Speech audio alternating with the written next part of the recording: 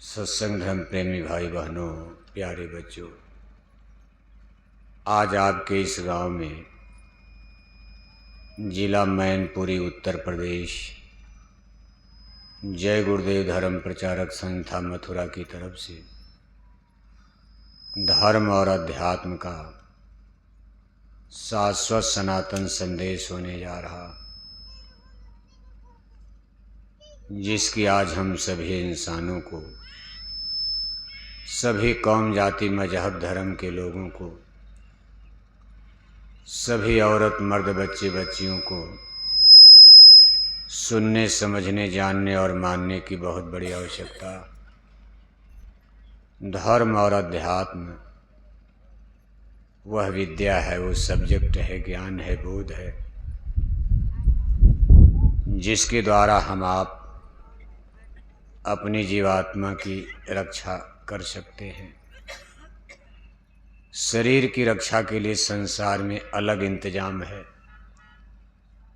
पढ़ाई लिखाई करना, नौकरी चाकरी करना, कोई रोजी रोजगार करना अपने ज्ञान हुनर के अनुसार,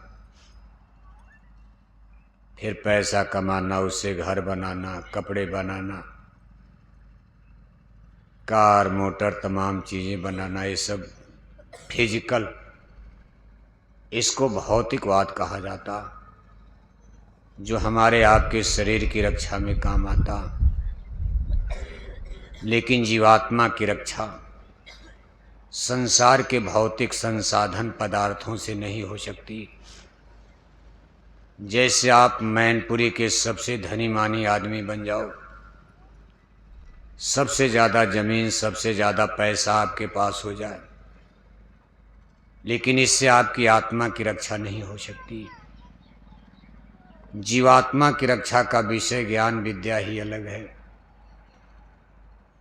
और संत महापुरुषों की वाणी, हमारे जितने स्पिरिचुअल लिटरेचर्स, आध्यात्मिक ग्रंथ यानी किताबें हम आप पढ़ते हैं, किताबें तो दुनिया में बहुत हैं, लेकिन आप सब लोग यहाँ हिंदुज़्म में, हिंदू धर्म को जानने मानने सपोर्ट करने वाले बैठे हो।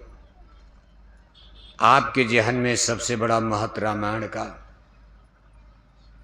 चूँकि रामायण एक सरल भाषा में है, हिंदू लोग उसको ज़्यादा पढ़ लेते हैं, उसको आसानी से पढ़ा जा सकता है, कुछ समझा भी जा सकता। रामायण के दो चार दोहा चौपाई सबकी जुबान पर रहती भी हैं। आज अपने हिंदू समाज की सबसे लोकप्रिय धार्मिक पुस्तक ग्रंथ रामचरितमानस यानी रामायण ही बना हुआ, और होना भी चाहिए।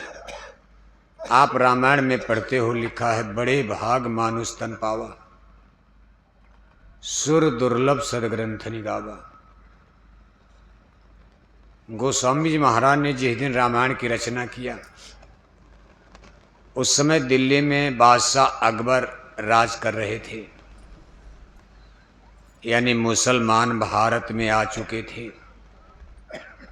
मुसलमानों के राज में जब दिल्ली की गद्दी पर सम्राट अकबर का राज पूरा उत्तर से दक्षिण तक भारत में मुसलमानों की सल्तनत सत्ता कायम हो चुकी, उस समय गोस्वामी जी महाराज ने काशी नगरी बनारस में बैठकर इतने महान पवित्र ग्रंथ की रचना किया। 1.5 साल का समय लग गया।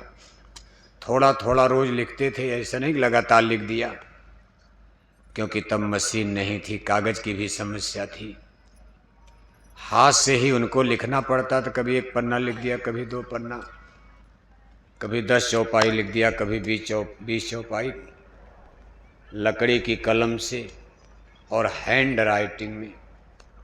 अब तो आप देखते हो मशीनों का युग आ गया, कितनी किताब बन जाए, रामायण की बन गई घर घर में, लेकिन तब हाथ से लिखा जाए एक ही किताब। गोस्वामी महाराज ने रामायण लिखा, उस समय भारत में मुसलमानों का राज है। मुसलमानों के अत्याचार जुर्म की कहानियां भी भारत में प्रचलित हो चुकी, चर्चा बन चुकी थी, क्योंकि बादशाह अकबर के पहले बड़े बड़े जालिम बादशाह अलाउद्दीन खिलजी, सिकंदर लोदी, तमाम लोग अत्याचार कर चुके थे। लेकिन गोस्वामी महाराज ने रामायण में ये नहीं लिखा। पूरी रामायण आप पढ़ो, कहीं मुसलमानों का जिक्र नहीं किया। पूरा रामचरितमानस आप पढ़ डालो, कहीं गोस्वामी महाराज ने ना तो हिंदू लिखा, न रामायण में कहीं मुसलमान लिखा। ऐसा उन्होंने नहीं लिख दिया कि बड़े भाग हिंदू तन पावा, कि मुसलमान बड़े गड़बड़ हैं, हिंदू बढ़िया हैं। जबकि रामायण गोस्वामी महाराज लिख रहे, उन्होंने कहना है भाई सबका मनुष्य शरीर मानव जन्म महान है। चाहे किसी घर में किसी जाति में कोई पैदा हो, देश में पैदा हो विदेश में पैदा हो, जिसको मानव जन्म मिल गया, सब लोग बड़े भाग्यवान हो, बड़े भाग्यशाली हो। दूसरी चीज, गोस्वामी महाराज जात के ब्राह्मण थे। रामायण लिखने वाले देखो जात के ब्राह्मण हैं। भारत में जातियां अलग अलग हो चुकी, हिंदू धर्म में उस समय भी बहुत छुआछूत थी, लेकिन गोस्वामी महाराज ने नहीं लिखा कि बड़े भाग ब्राह्मण तन पावा, बड़े भाग पंडित तन पावा, कहा बड़े भाग मानुष तन पावा। क्योंकि भगवान को पाने के लिए केवल मनुष्य शरीर ही हमारे आपके लिए उपयोगी है। मानव जन्म मिल गया, कोई भी भगवान को पा सकता जो मनुष्य शरीर में। जब तक ये जीवात्मा गाय बैल कुत्ता बिल्ला कीड़े मकोड़े में, तब तो भगवान के मिलने का कोई चांस नहीं है। अन्य जन्म जोनियों में कोई स्पिरिचुअल एक्सपेरिमेंट है, आध्यात्मिक साधना, कसरत, अभ्यास, पूजा पाठ, भजन भक्ति, साधना, उपासना, गाय बैल कुत्ता बिल्ला किसी जन्म जोनी में संभव नहीं है। आध्यात्मिक क्रिया, आध्यात्मिक अभ्यास केवल मनुष्य शरीर में संभव है, कोई ज्ञान विद्या प्राप्त करना। इसीलिए उन्होंने मनुष्य शरीर की महिमा का बयान किया, मानव जन्म का। और अब सबके मानव जन्म को एक एक रूप से एक समान बता रहे। उन्होंने भगवान के पाने में जाति और वंश से ऊपर उठकर लिख दिया कि जात पात पूछे नहीं कोई, हरिकै भजय सो हरिकै। कहा बस एक शर्त है कि निर्मल मन जन सो मोहि पावा, मोहि कपट छल छिदन भावा। मनुष्य शरीर सबका महान है, सब लोग भगवान को पा सकते हैं मानव जन्म पाकर, लेकिन जिसका मन निर्मल होगा, पवित्र होगा, वही पाएगा। अब यही शर्त जो कंडीशन है हमारे आपके लिए रेजिस्टेंस, प्रतिरोध, व्यवधान पैदा करती है। हमारा आपका मन ही गंदा हो गया, मनुष्य शरीर में भगवान कैसे मिलेगा? अगर मन को मांज लिया जाए, साफ कर लिया जाए, मन को निर्मल कर लिया जाए, धो लिया जाए, तो भगवान मिल जाएगा। सारा खेल देखो इसी मन का है। अब हम लोग मन पर तो ध्यान नहीं देते हैं।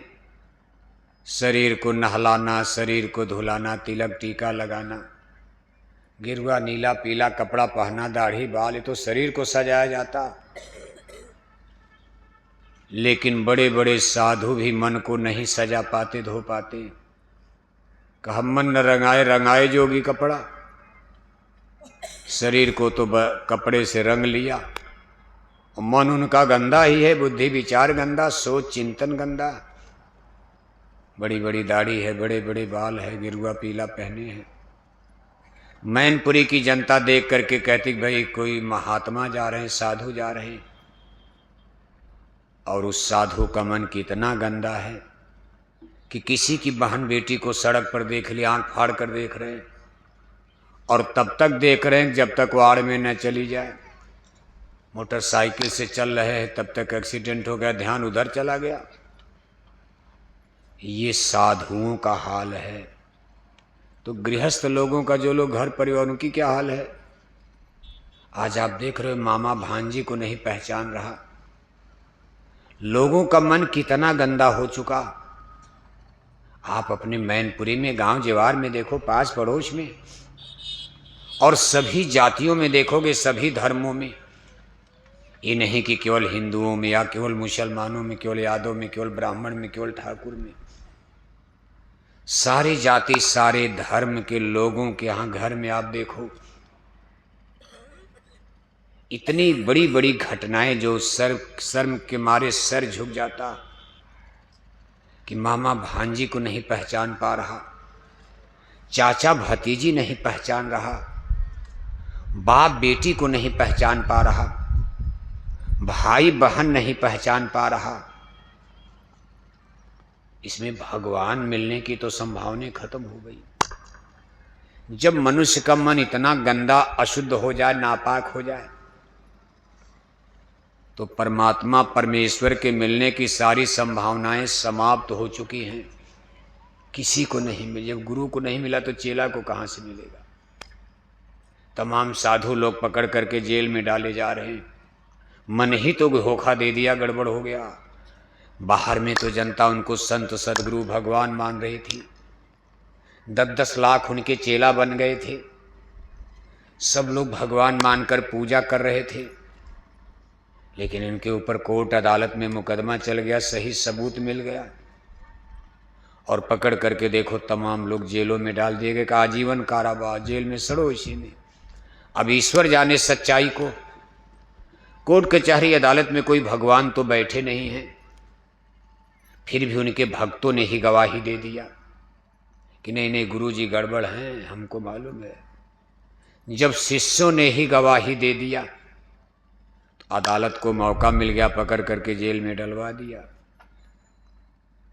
आप इस बात पर विचार करो, जब गुरु लोगों का मन इतना गड़बड़ है। अंधा गुरु और बहिरा चेला और होय नरक में ठेलम। सब लोग नरक ही तो जाएंगे और हम लोग कहते भाई नहीं चलो अब ये रास्ता छोड़ दो। ये मन को शुद्ध करना, मन को निर्मल करना, ये तो बड़ा कठिन काम है। कोई मुक्ति मोक्ष का सरल रास्ता निकाल लिया जाए। तो लोगों ने कहा कुछ नहीं, पूजा पाठ कुछ नहीं। दादा मर गए, ले जाकर नदी वदी में गंगा उंगा में जला डालो। हड्डी वड्डी दादा की गंगा जमुना में, प्रयागराज त्रिवेणी संगम में प्रवाहित कर दो। घर में आकर 10 दिन 10वां मनाओ और 13 दिन में ब्रह्मभोज तेरही मनाओ और तेरही पर पूरे गांव जवार में नोटिस सूचना लिख करके भेज दो कि हमारे पूजनीय दादाजी का क्या हो गया। सब झंझटे खत्म। क्या हो गया? क्या जरूरत है मन धोने की और ये पूजा पाठ धर्म कर्म गुरु लोगों के चक्कर में। इतनी गर्मी में सत्संग सुनने की क्या जरूरत है। कहा मुक्ति तो बड़ी आसान है, कुछ नहीं। 1000-2000 को लड्डू पूड़ी खिला दो दादा की तेरही ब्रह्मभोज में और एक नोटिस लिख करके फरमान जारी कर दो। भगवान तक भी भेज देना चिट्ठी कि मेरे पूजनीय दादाजी का क्या हो गया। दादी मर गई, क्या हो गया। माता जी मर गई, क्या